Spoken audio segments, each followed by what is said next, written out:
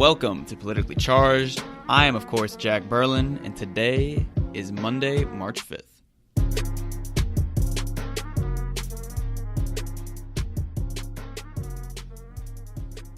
Welcome back again to the second episode post 4-month hiatus for Politically Charged.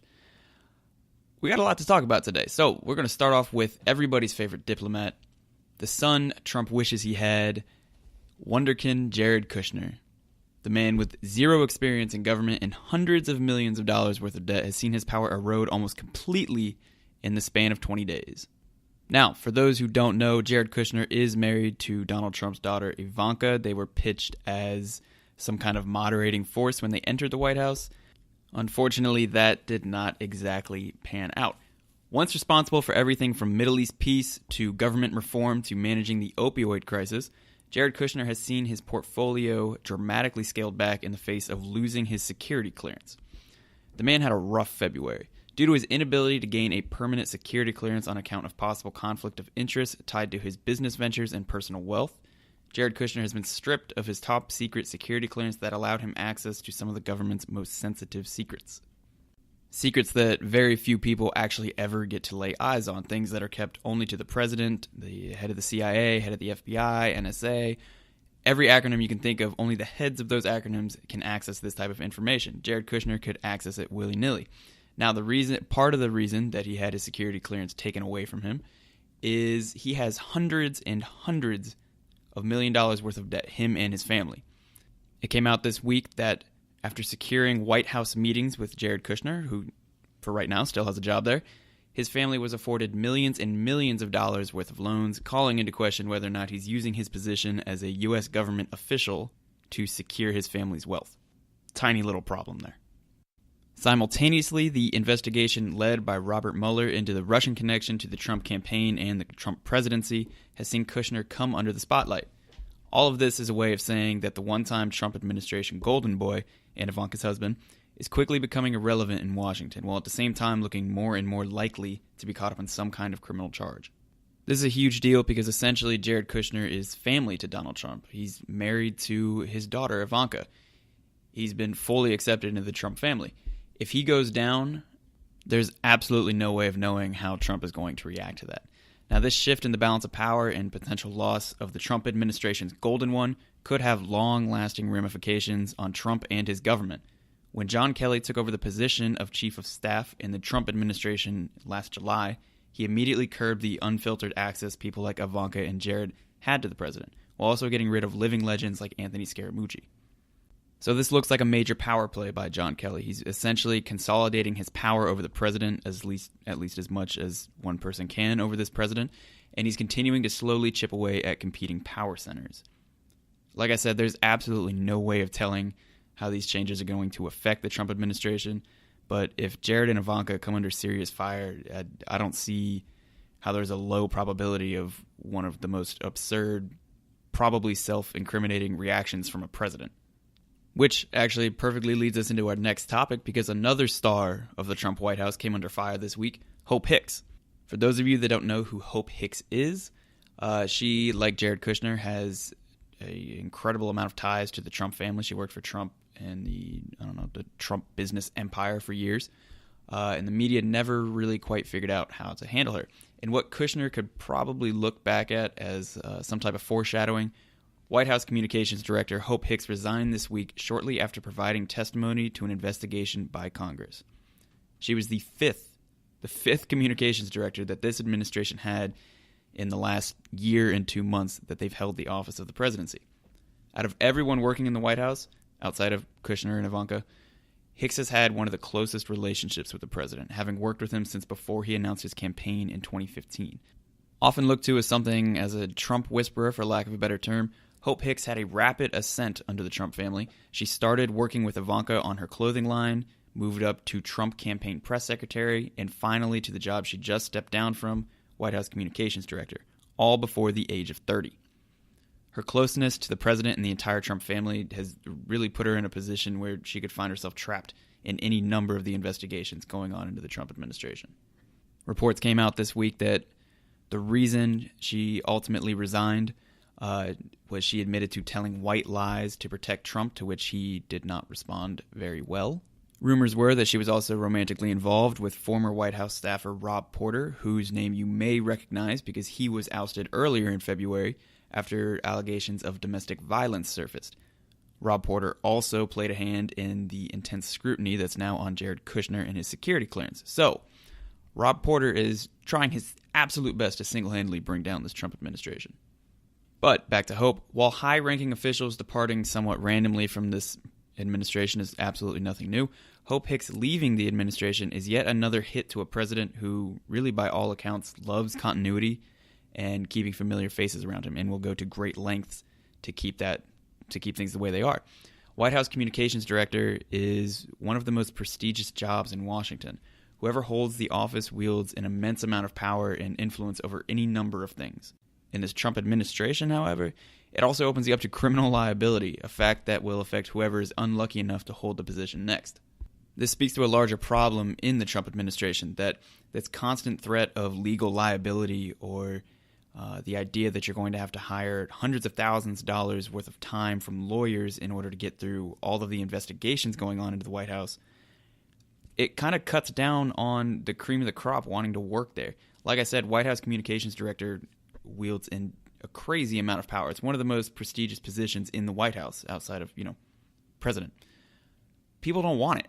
It took them forever to fill it with Scaramucci. They had Sean Spicer. They had Hope Hicks. That's 3. I can't name the other 2.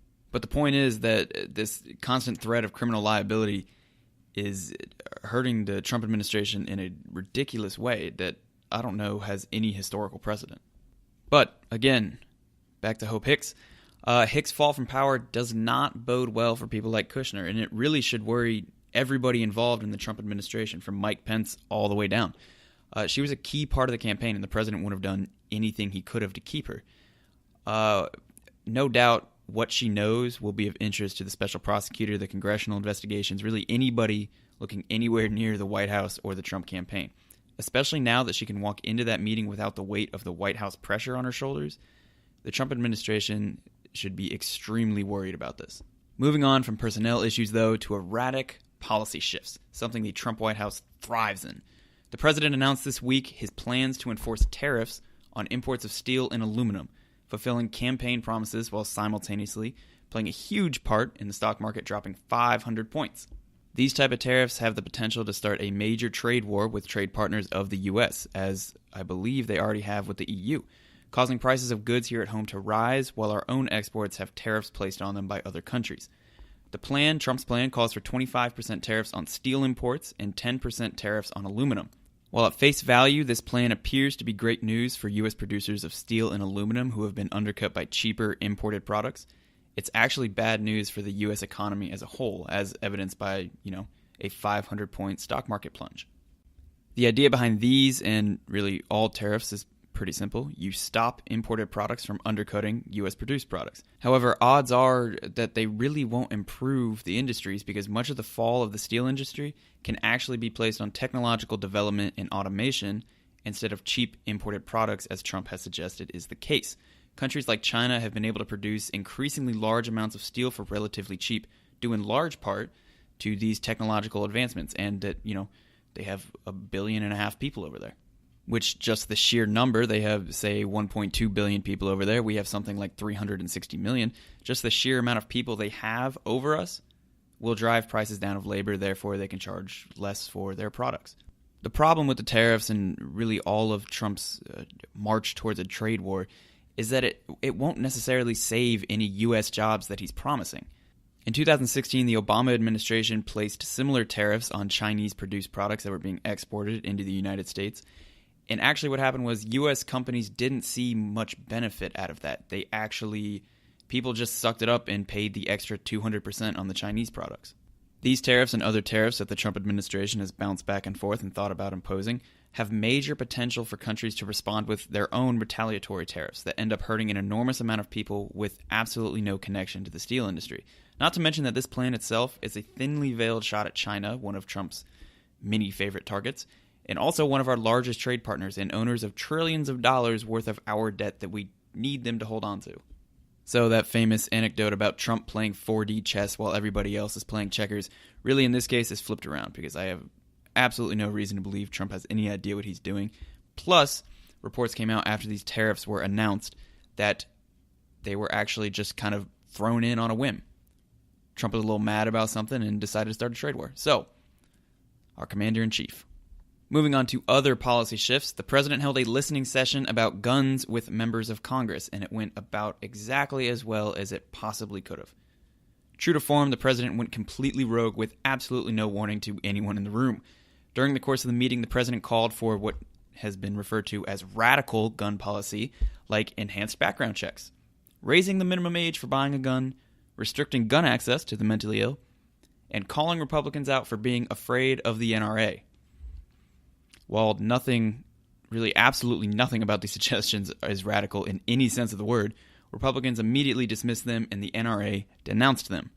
In the days since the meeting, the president has backed off his suggestions a bit, to the surprise of absolutely no one. Whether or not anything comes from this, I have no idea, and I don't think anybody in or outside of the White House has any idea. But the president appears, at least for now, to be unable to make up his mind. And real quick, while we're on the topic of guns, unfortunately again, I do have to note that the Florida legislature in the past week did decline to ban an assault rifle, the AR-15, that was used in the Parkland shooting. Once again, placing their loyalty to the NRA above the best interest of their citizens, and displaying why they need to be kicked out of office. As I said last episode, that was entirely devoted to gun violence. Just everybody, for this to happen, everybody has to be involved. If you can donate, donate. If you can volunteer, volunteer. But everybody can vote. If you're over 18, you can vote.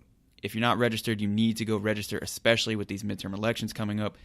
That's the most powerful tool that you have to make your voice heard in our democracy, republic, whatever in the hell you want to call it. Banana Republic. Shout out K-Love. Last but certainly not least, we go to West Virginia.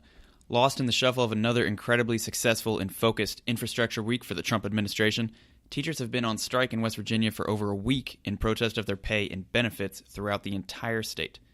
Although a deal has been struck between the teachers union and the governor, teachers have yet to return to work because the state legislature has yet to approve the 4% raise that was agreed upon. According to the National Education Association, West Virginia teachers rank 48th in the country in terms of pay. Despite the fact that strikes may or may not be illegal in the state, which is ridiculous, the teachers have successfully kept schools closed for more than a week and once again proved the worth of unions. Public school teachers throughout the country, and especially in these states that rank low in terms of teacher pay, deserve much better pay than they get. In West Virginia alone, 19,000 public school teachers are responsible for teaching 277,000 public school students. Now, I get the economic situation of a state that's been heavily reliant on industries that have fallen out of favor and they've fallen on tough times due to advancements in technology. Can't be ignored. The reality of the economic situation absolutely cannot be ignored in this case, and I get that point. But teachers asking for a mere 4% raise is within their rights, and the state legislature needs to find a way to piece that kind of stuff together so those responsible for educating 250,000 students can get back to work. As of right now, they've been out of school for a week. There's an offer on the table for tomorrow that I think they're considering, but who knows? This could go on for a while longer. I actually have one more thing in my outline that I have a couple notes for, but as I'm recording this right now, Sunday afternoon, the Trump administration has already made that point moot. So, unfortunately, that wraps up this week's episode of Politically Charged. Of course, check us out online at politicallycharged.us for all social media, articles, past episodes, all that fun stuff. Thanks again to everyone for listening, especially after this extended 3-4 month hiatus. Episode 2 of the new and improved Politically Charged. Be sure to subscribe wherever you're hearing this and leave a review. And with that, we out.